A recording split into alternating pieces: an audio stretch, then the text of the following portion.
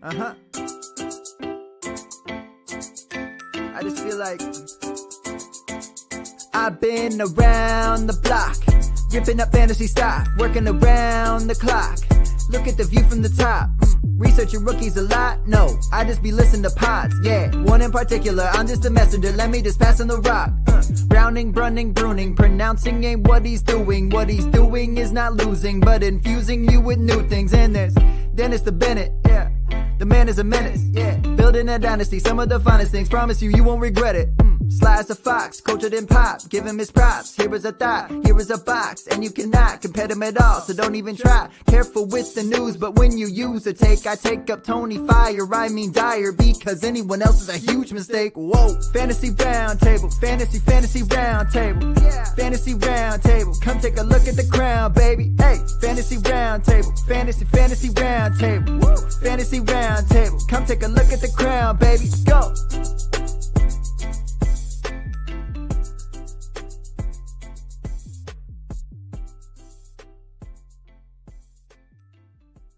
What is going on, everybody? It is Tuesday, October 13th. Would usually be the end of a week of football, but we still have one game left to go tonight between the Buffalo Bills and Tennessee Titans, with all kinds of updates coming out here in the past couple of minutes about who is and who is not playing as well. So it sounds like it's going to be a great game. But Matt, how you doing today? Well, between vacation and the fact that, we have a game tonight, and I woke up this morning and tried to put in waiver claims and realized waivers aren't today, or requesting waivers aren't today. I had to put the day in the corner so I could remember what day it was. Yeah, it's gonna be weird, at least for the next 2 days. I hope this doesn't happen, obviously, throughout the rest of the season. It's getting interesting. Florida just had a huge outbreak of COVID. The college team, the Florida Gators, I just saw that popped up as well. So Chiefs got another one today, Anthony Sherman. Did they? I did not see that. Oh, the fullback, right? Yeah. Man. Things are getting interesting. We'll obviously get to the game here in a couple minutes, but there was a game last night, a very good game last night. I thought, Chargers need a new kicker, in my opinion, because they should have won that game. I like how they call him Money, Money Badger, and then he missed. Yeah, Money Badger, and then of course he shanked it. And you and I had very opposite reactions to that outcome, because I, being a Broncos fan, do not care for the Chargers. Yeah. And you being a fan of not getting a dolphin tattoo, very much care about Justin Herbert. Well, it's not even that. I'm a big fan of Herbert, but I also picked the Chargers to win that game in our pick'em. So that would have given me a nice little edge as well, because I don't think anybody else went Chargers. And I think even with that, I think I only missed 3 on the week. I was looking at the picks. It was the Buccaneers losing, the Chiefs losing, and then I picked that one as well. So, I mean, it wasn't a bad week, but you and Dennis are right up there at the top last I looked. So yeah, I'm just grateful to be tied with my wife. There you go. Hey. I thought if I can survive an odd number week and stay in contention, not get lambasted, I seem to do better in the even weeks. So week 6, here I come. Yeah, that was really the only reason I got so upset. Because, man, I know nobody else went to Chargers in our pick'em, and if that would just give me a nice little, at least 1 game edge over everybody. Because I know I jumped up there last week. We'll obviously talk about that. I'll bring it up Thursday. You'll be here Thursday, right? It's Friday. Yep. You won't be here. Okay, so we'll talk about it Thursday. Thursday, I'll try to see if I can get. We'll have to see what our view is of, but we'll be coming to you live from a deluxe resort in Denver. Look, he's so excited he got choked up. Yeah, I am. You have no idea. I need a deluxe resort in my life right now. All right, so the Saints did win that game last night, 32-27. Justin Herbert continues to ball out, 27 points. Justin Jackson, 14. Keenan Allen, 10. Mike Williams, 27. And Hunter Henry, 12. Herbert is just continuing to look better and better, and so is this passing game. Who knows how much better they would have looked had Keenan Allen got knocked out. It was early second quarter. I think he got pulled out of the game, and then they announced it third quarter he wasn't coming back. But the big thing, obviously, going into this game was everybody's thoughts on what was going to happen between Joshua Kelly and Justin Jackson. What were your thoughts on the splits last night? Yeah, I mean, I think they started out trying to go with Kelly because he seemed like he had kind of vaulted Jackson, but Jackson was a lot better and more productive and looked like he fit in the offense a lot better. And, we see that a lot with young, rookie running backs. Sometimes being able to pick things up in the passing game and being able to pick up quick offense is not their strongest suit. And especially when you also have a rookie quarterback back there, you want to give them as much experience as possible. And unfortunately, the Chargers don't really have that in the receiving core. Mike Williams, I thought, looked incredible for a guy who was iffy about whether he was going to play. He had a really incredible night. Henry was there, but when they lost Keenan Allen, you're getting a lot of Jalen Guyton, who doesn't have a ton of experience, KJ Hill, who's also a rookie. They're a pretty young team. They don't even have a ton of veterans that have been with the team on the line. They lost their veteran longtime center. So I think Justin Jackson actually is a little more helpful and a little more steadying of a presence in that sense too. But he also, to me, just looked like he was more productive with the touches he was getting. Yeah, he definitely looked more productive. I'll be interested to see.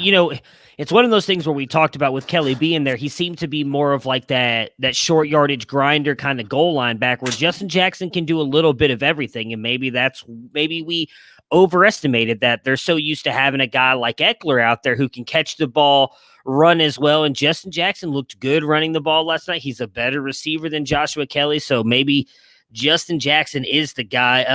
Obviously I'm with you. Mike Williams looked really good. Oh, you muted yourself right there. I was a year too early. Yeah. Oh yeah. Yeah. You did have Justin Jackson as your fantasy MVP last year, not knowing about none of us thought Eckler was going to do what he did last year, especially with Melvin Gordon being Gordon out. came back. I thought he was going to sit out the more longer. So.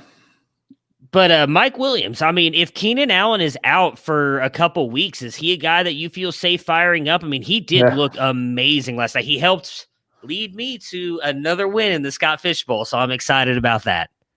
Yeah, and they looked like they had some good chemistry. He found him on a nice deep ball, and he found him on some nice possession balls, that he went up. He's a huge target. I don't think it's Williams' ability or talent that's been in question. He's had trouble kind of staying on the field. He was hampered with an injury before the season even started. The Chargers, we've commented a number of times, and I even did one of my Dynasty Nerd articles about behind those two, Allen and Williams, they don't really have a lot. Guyton has looked interesting at times. We've seen our old XFL friend Donald Parham getting some run in there. I think he's a decent goal line threat as a second tight end.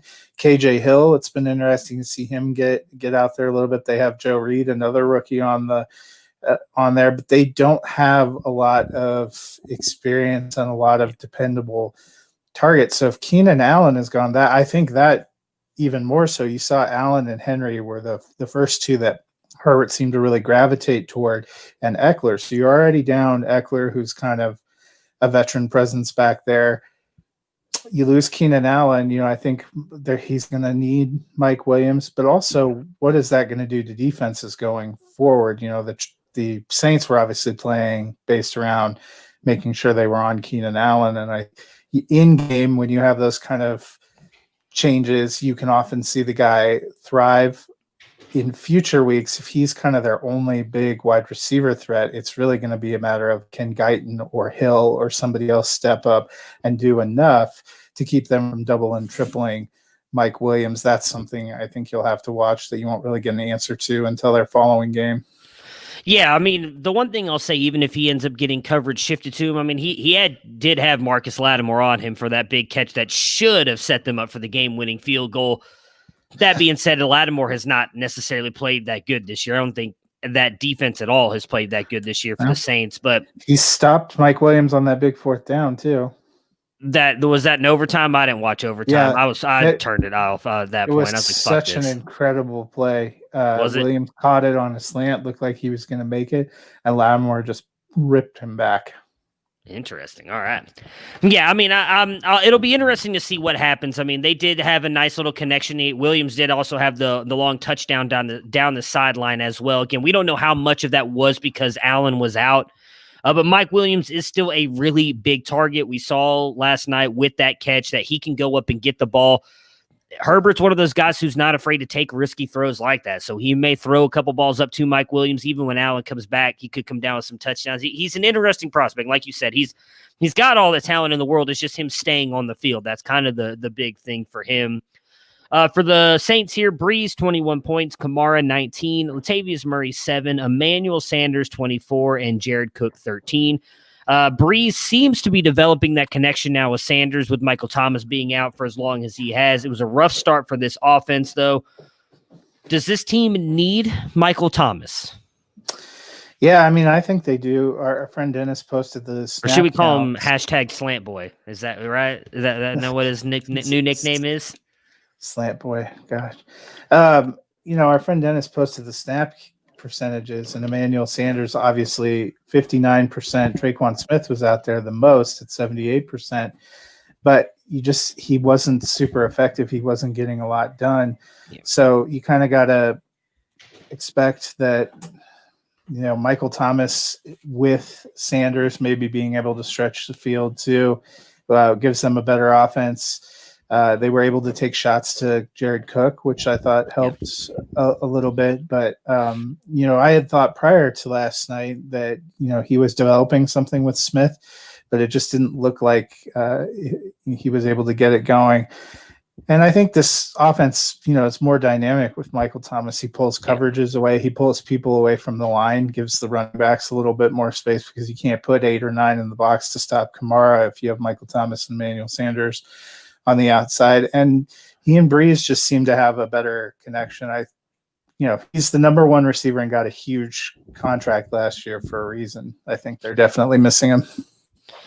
Yeah, and I mean, Kamara really didn't do much in the run game last night either. He did most of his work in the receiving game. I mean, he gets you that 19 points, but I haven't gone in and looked exactly at it, but I'm almost positive more than half of that came in the receiving game. He was pretty shut down by that Chargers defense. It was, again, an all-in-all good game, though. Do you think Brees is showing signs of falling off? I mean, I will say the touchdown he threw to Cook was not overly impressive in my eyes. Like the way he stepped up and he almost looked like he shotgunned through that with as much strength as he possibly could. And it was like a duck, in my opinion. And I mean, it got to him because he was so wide open, but all in all, there was like one throw he made last night that was really impressive. Outside of that, I thought it was a very worrisome game from Brees. Yeah, I mean, he's looked like he's been struggling a little bit the past couple of games. He just doesn't look quite himself. So,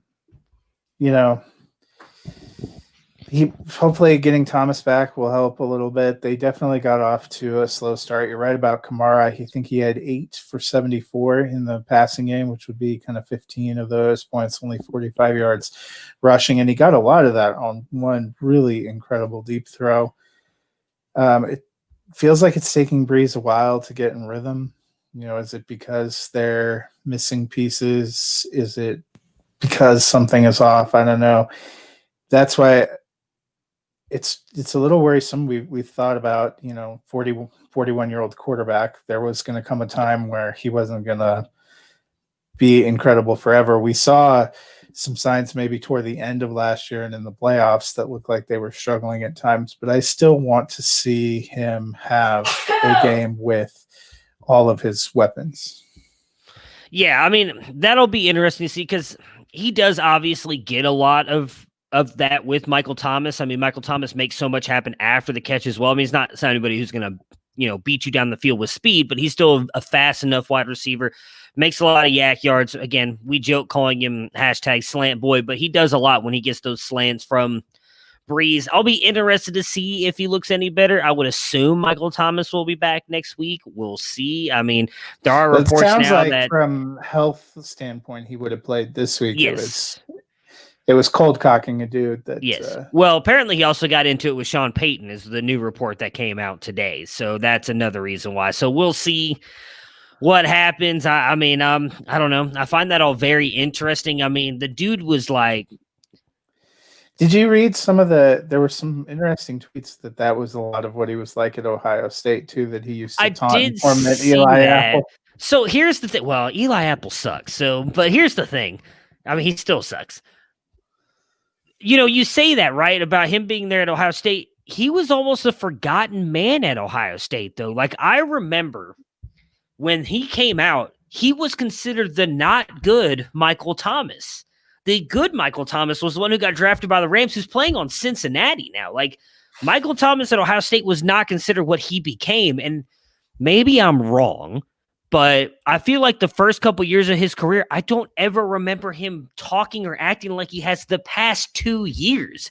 It seems like ever since he's kind of, I guess, been considered one of the best in the game, all of a sudden, like, the divas come out of him. Like, he hasn't been that guy. And so I find it curious. Maybe I'm wrong. I try not to let my Buckeye homerism come out, but I really feel like that he was not the guy that it seems like he is now. Well, when you spend your off seasons with Michael Irvin and a pile of cocaine. Oh, wait, I'm just kidding. You know what? Hey, whatever it does it for you, man. Somebody, though, on Twitter did say he's the new Michael Irvin. I guess we'll have to see. This is kind of the first time I remember hearing anything about, like, discipline issues. Yeah.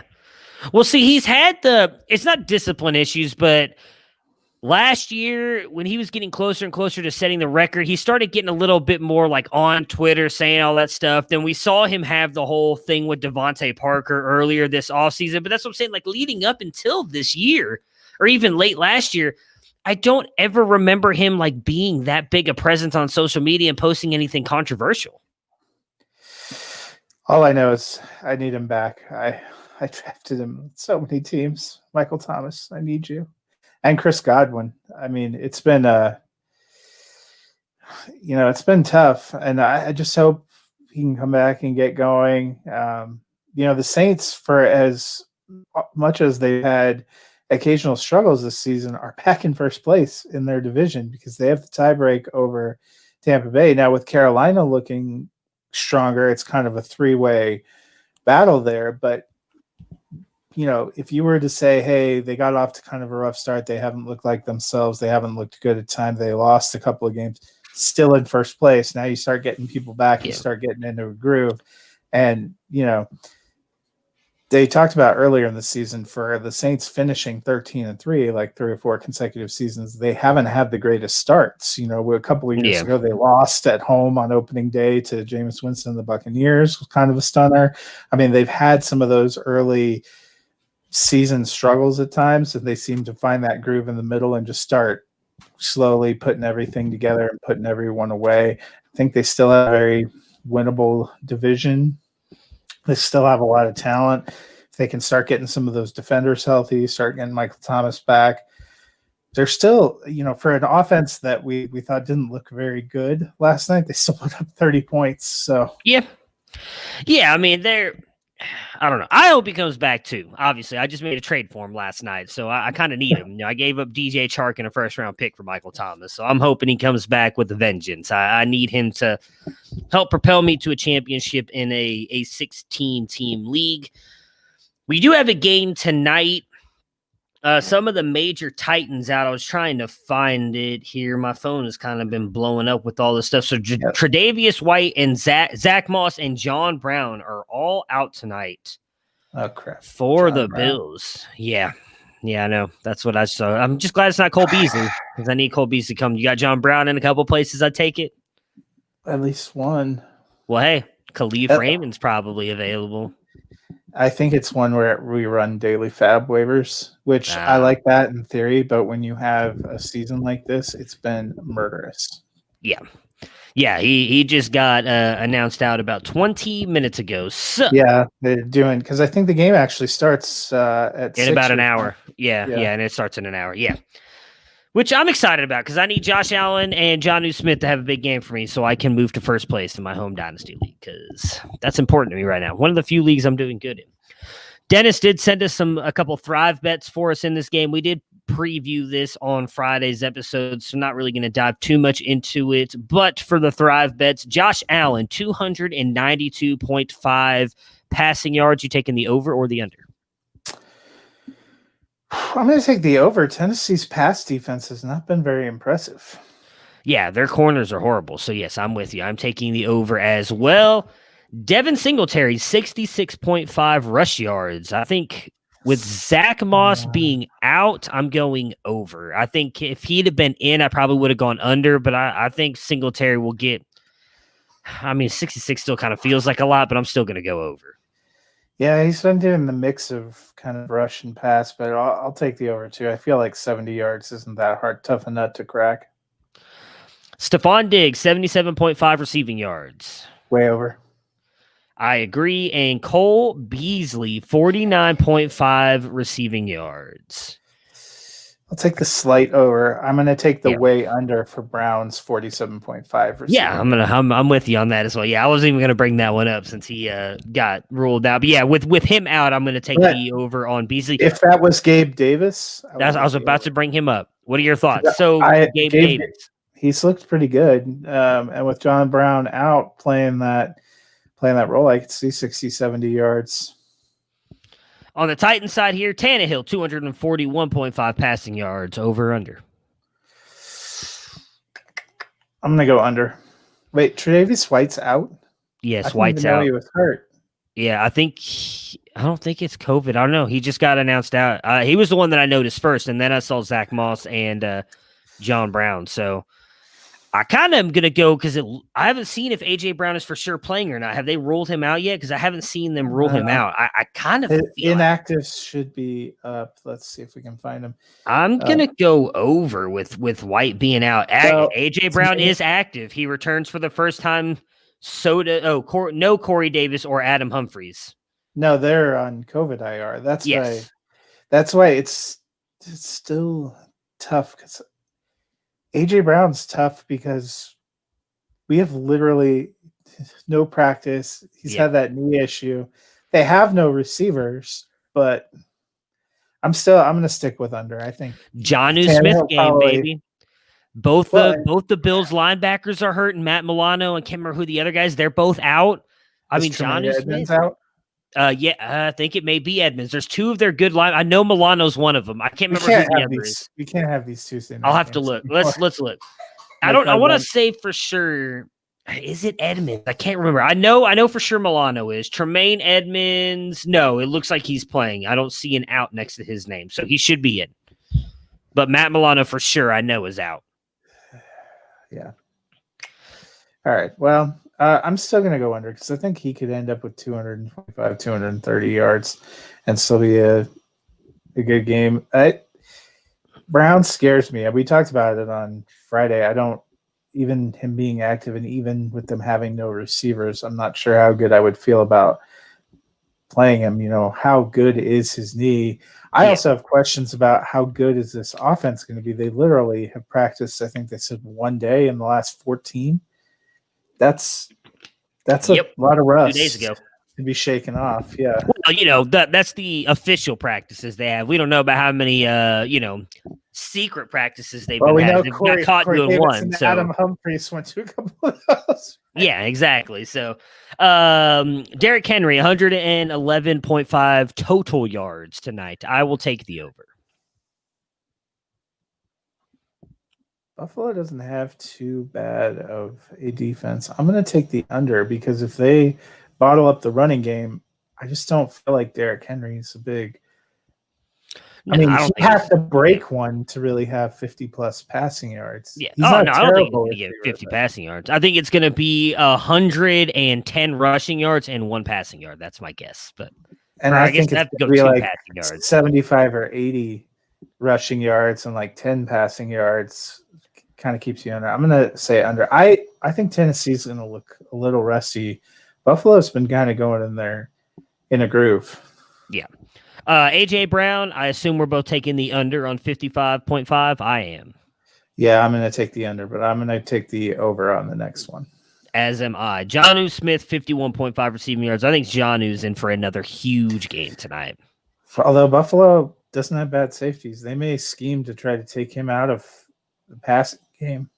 Well, Tannehill's going to have to force it to somebody. I don't think it's going to be Khalif Raymond as much as I love the kid. And I really don't love the kid. I'm just kidding. So, yeah, it's going to be, I guess, an interesting game overall, especially as I do agree with you. I think with as hot as Buffalo has been and probably how, in a way, cold Tennessee is coming into this game, it could be one of those games where they put it away early and it's not even a contest, which I'm fine with as long as Josh Allen gives me like 25 to 30 points.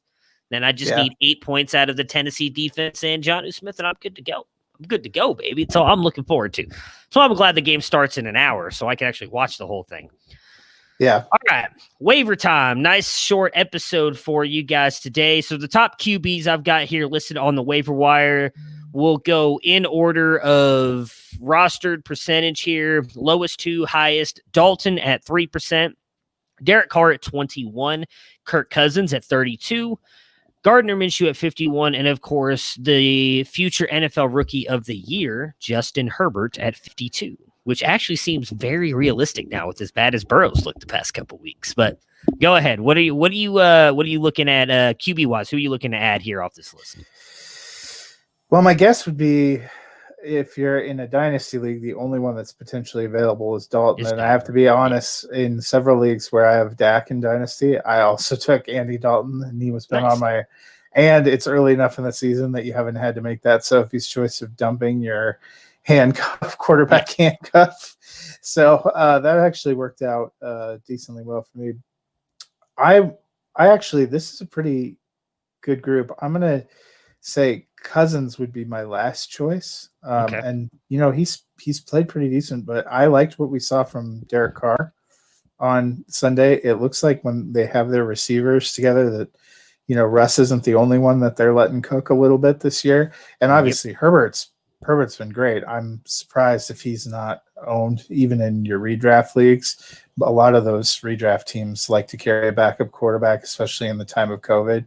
He should be, to me, he and Minshew probably should be owned should be rostered in all leagues. That's what I agree with you on that. Like I'm approaching this more as a redraft thing in dynasty. Most of these, especially in the leagues that we play in, they're so deep. I'm the same thing. In a lot of my super flex leagues, I actually took Dalton just on the outside chance that maybe Dak got traded or something. So there's a couple leagues that I reached out to the Dak owner yesterday. I was like, hey, you want Dalton? I'll give him to you for something decent because I've already got two quarterbacks. I'm not looking for a first round pick or anything. But from a redraft perspective, though, so they're only owned in 51 and 52%, which I think is ridiculous. Like I've had Herbert since he was a starter. Now, granted, I've obviously been someone who's been more in on him than other people. But even after week one or the second week performance, I don't understand why more people weren't picking him up. So traditionally in redraft, I know a lot of people only like to carry one quarterback, one tight end, and you play waivers when you need to. Given what we've seen the last 2 weeks and the fact that we're coming into the heart of bye season and there's been so many freakish injuries, I honestly, even in all my redraft leagues, I have 2 or 3 spares. Yep. Because you just don't know what's going on week to week when, last week I have tons of Bronco shares and quite a few Patriots running back shares, actually. And all of a sudden on Sunday morning, they just come unavailable to you. We didn't even know till this morning that we were going to get Buffalo and Tennessee guys being able to go. Last week, Tennessee and Pittsburgh, fantasy-rich teams. You already have Green Bay and Detroit were on a bye this week. I think you got to carry a couple. So in my opinion, with now Herbert, for sure, I can understand there was probably some lag because you weren't sure, was Anthony Lynn actually going to go back to Tyrod Taylor? Yeah. I was holding on to Tyrod in a few leagues because I wasn't sure. And now I've set him adrift. But Minshew, to me, Minshew and Herbert should be rostered everywhere because of the consistent performances they're putting up, and they're clearly the guys. I think Carr is another one I would be rostering. Cousins to me is more hit or miss because they like to run the ball. But Dalton, we talked about, especially those people that had Dak or, if you've just been hurting at quarterback, it's hard to imagine he's not going to be somewhere in the top 15 in quarterbacks every week with that offense. Yeah.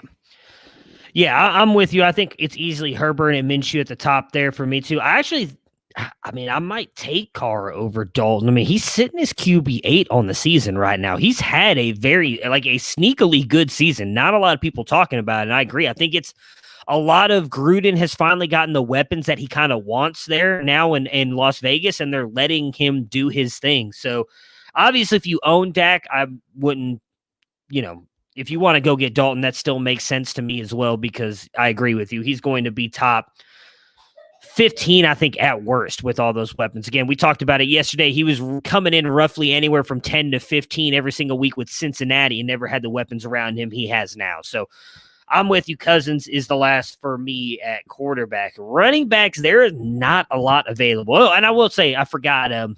I agree with you on the rostering multiple people. That's actually what I went into this season in my redraft leagues doing, was in the draft. I wanted to come away. Usually I'd go one QB and one tight end in my redraft leagues. I'm like, I'll play the waiver wire when I need to. I'm not worried about it. This year, knowing what COVID was likely going to be like and everything, I did not expect it to get like this, but I thought maybe players would miss a week because they got a positive test or something like that. I made sure to draft 2 quarterbacks and 2 tight ends while I was drafting because I wanted to make sure I had some backups.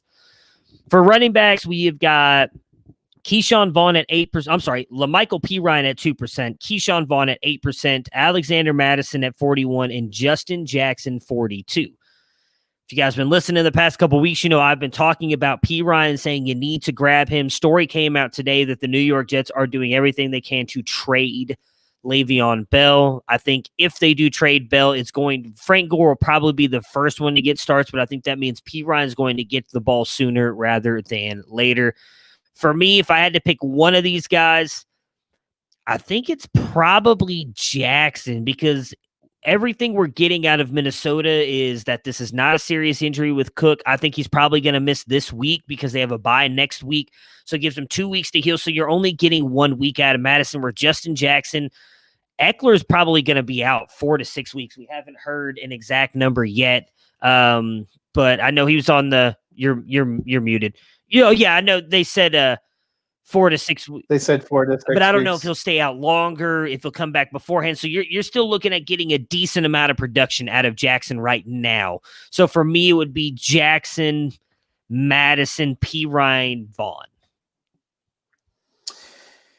Yeah, to me, it'd probably be Jackson. I mean, if you're desperate just to patch 1 week over, then you can go all in on Madison. But I'm the same with you. He's got low end flex appeal in deep leagues when Cook is there, and likely he's getting a lion's share. You already missed probably what was going to be the 2 great weeks for him this season. You missed one because it was last week because he came in for injury. He'll probably get one where he has the lion's share here, and then they'll be on bye, and they're talking about that then being able to bring Cook back. If you're rostering Cook, you should have Madison. Yeah. Then he would be my number 1 target. But if you're just looking for running backs, I think Jackson maybe potentially has put himself back into position to be the one that shares when Eckler comes back and they fade Kelly down, because he hasn't looked good the past couple of weeks since he's had turnovers. Then P. Ryan. I'm actually in redraft. I'm not going for Vaughn. Fournette's going to come back. They still are using McCoy. And honestly, I was excited the first week Vaughn came in that maybe he was going to, but he did not look good on Thursday night. And I think he probably didn't do anything to distinguish himself, to move himself out of being 4th in the rushing pecking order. And it's not an incredibly high volume rushing team. Yeah. Vaughn would be the last one on the list for me as well. Wide receivers is actually a decent little group here. I'm interested to see where you go. You got Darnell Mooney at 1%, Nelson Aguilar at 2%, Travis Fulgham at 3%, Chase Claypool at 17%, Preston Williams at 22%, and Laviska Shenault at 34%. I'm probably taking Claypool first. I'd take Shenault first. That big playability, and then Shenault, not as high of volume passing offense in Jacksonville, and also when Shark is in there, it's going to be different. I know Chenault's getting touches. Rushes. To me, his ceiling not quite as high as Claypool. I mean, we just saw what in that offense. You're not going to get 3 touchdowns every week, but you could get 3 touchdowns. I think that's a much tougher sell if you're telling me that's Jacksonville this year. No, I agree with you on that. Then Preston Williams, how the mighty have fallen. Then Aguilar for me, then Mooney. I am not making a move to get Fulgham until we've seen a few weeks, because like we talked about yesterday, the Eagles seem to have that replacement receiver du jour the last few weeks. Yeah. maybe those guys never come back for them. But I mean, Jeffrey and Jackson have practiced every week. Eventually, Rager is going to come off of IR. That wasn't supposed to be a season-ending kind of thing. And their offense just doesn't look great to me. Yeah, so I have Chenault 1. They are manufacturing touches for him. Even with Chark there, he was getting work. My biggest fear with Claypool is we saw him get, I think he got 2 touchdowns earlier in the year outside of the 3 he got last week. I just think if Deontay Johnson comes back and Juju being there, he's got 4 on the year. Or he got 4 last week. Last week. Yeah, I'm sorry. Yeah, 4 on Sunday. It's just with Deontay Johnson and Juju there, like, yeah, it's going to be a high-passing offense, but Big Ben doesn't look great either. Like, he has not looked great. I know someone posted a stat, and I want to say it was Serena from ESPN about he's actually one of the worst deep ball throwers this year based on stats. Give me Chenault. He's getting the rushing work. He's got Gardner Minshew throwing him the ball. We know Chark has got the injury history. I think I'd rather go with the Chenault's been playable the past 3 weeks. He hasn't been great, but he's been playable, where Claypool's had the one big week and then kind of been hit and miss. So it's Chenault for me 1, then Claypool. No, I'll go Claypool over Williams. It's hard to, that's close for me there too. But well, if we knew Preston was going to be involved the way that he was this last week, which is the way we thought he was going to be part of the offense, then I would feel different. But it's been 5 games.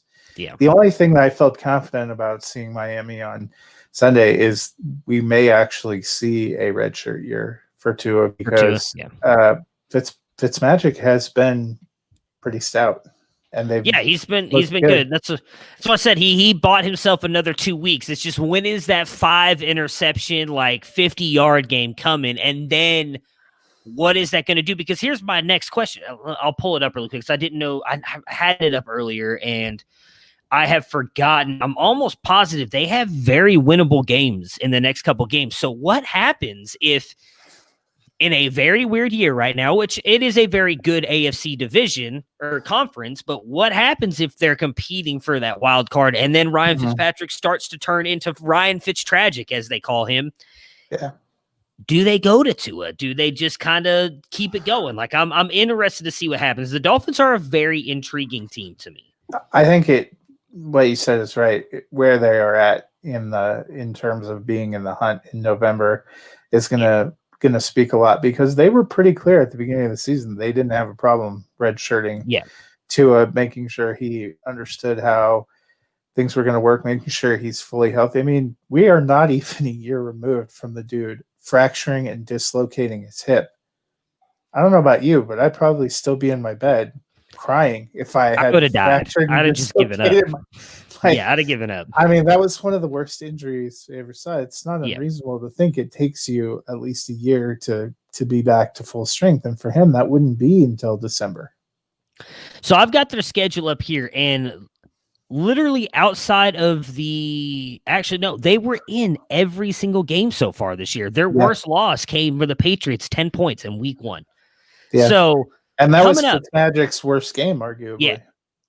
Jets, Rams, Cardinals, Chargers, Broncos, Jets. Those are all very winnable games. Like, nobody in there stands out. The Rams probably have been the best team so far. Mm-hmm. We've seen weakness.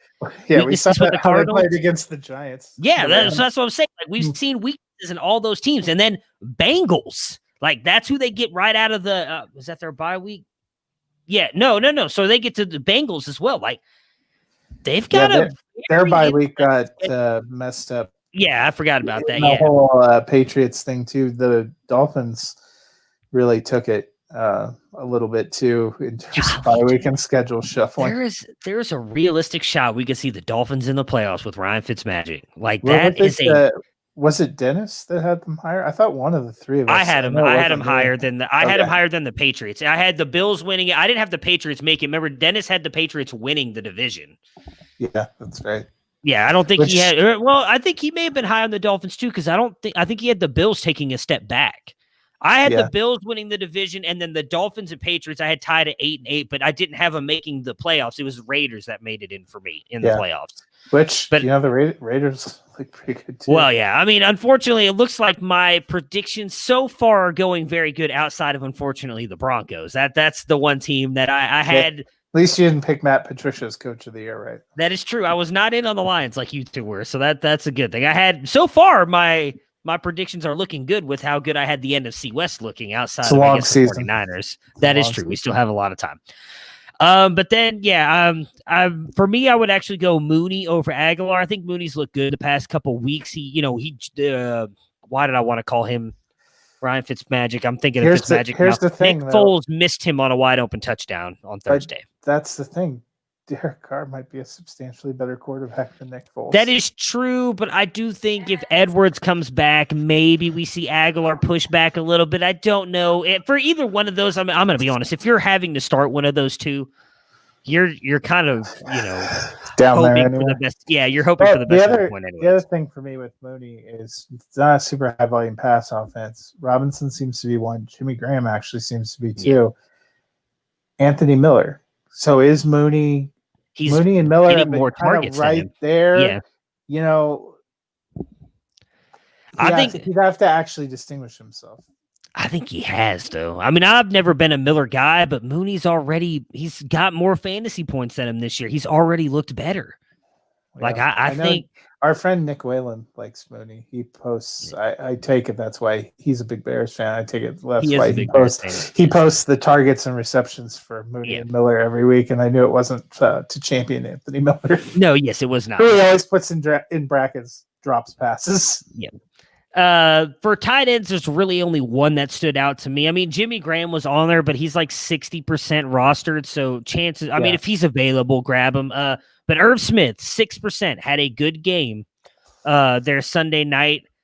I mean, I know it's hard to believe in him because we've seen those games like last year, even when he comes on, has a good game, and then they go right back to Rudolph. Well, I mean, we're only one game removed from Rudolph making that amazing touchdown catch in the back of the end zone. I mean, we're probably going to get to a point where there's going to be some desperation, and you're going to have to. Yeah, I'm at it right now. I have Hayden Hurst as my tight end. I'm seriously picking up Irv Smith and starting him and hoping for the best. I'm still not sure that I would. Yeah, I can't trust Hayden Hurst anymore.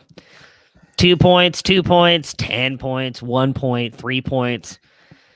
At least I know with Irv Smith, if he doesn't get me anything, I'm not going to be disappointed. If he gets me 1 point, it's a great week for me with Irv Smith. That's the way I look at it. Yeah. With Hayden Hurst, I'm expecting him to do something, and he just fails me every single week. You were the chosen one. Yeah, he was. Well, I don't know about chosen one, but I was trashing him all off season. I get it. It's fantasy karma. It's what I get. I didn't think he was going to be good. I think I had him as like a low end 2, and then everybody kept talking about he's going to be this reemergence there in Atlanta. Everyone, are you just Dennis says that he wasn't, but I swear he was. I know it wasn't me because I swear Dennis was in on him. I know I brought this up on the podcast last week, and just like I wasn't. I know he was in on him, but no, there's just all kinds of fantasy people. I was not in on him. I wasn't, and I let myself get. The groupthink thing happened to me. I kept seeing all these people talking about him. Like, you know what? They clearly see something I don't. All these people think this. I'm going to go with them. I got suckered. That's what happened. Don't get suckered, guys. All right. Got a game starting in about 30 minutes. Obviously, if your game is on the line this week like mine is, I hope that you are able to pull it off. Me and Matt will be back on Thursday to probably talk about some things. We don't have a Thursday night football game. I guess we can recap this game and then talk about whatever we want. But yeah, no Thursday night game. Kind of sucks. Forgot about that. We can, I don't know. Since you all be with us on Friday, we can talk about some of the more interesting matchups, I guess, in your opinion, and maybe some, I don't know. We'll figure it out. We got time. We'll look at injuries. And I'm sure there will be more. Hopefully no more COVID news before now and then. But if you guys, again, need players to come through for you tonight, I hope that happens for you. Unless you're playing me, I hope they stuck because I need to win as many games as possible because my teams are bad. Till then, we will see you guys.